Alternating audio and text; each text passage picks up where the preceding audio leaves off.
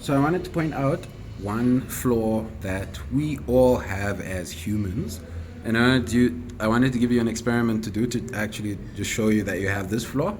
Um, like I only when I did the experiment did I actually notice that, oh my god, it's a universal flaw. It is difficult to get a sequence of tasks done for a human being. You'll fall off of a line of thinking. You'll fall off of whatever your list is more often than you'll stick to it, even if you make a list.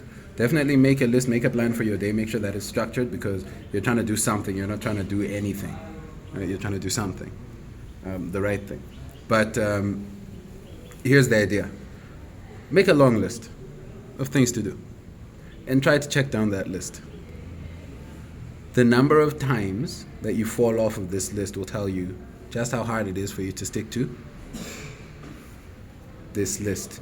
The reason I'm pointing this out is you have to have a self-disciplinary mechanism or mentality or plan, some idea of how to force yourself back onto doing the things on your list. You have to find a way to force yourself to come back onto that because that's the main idea.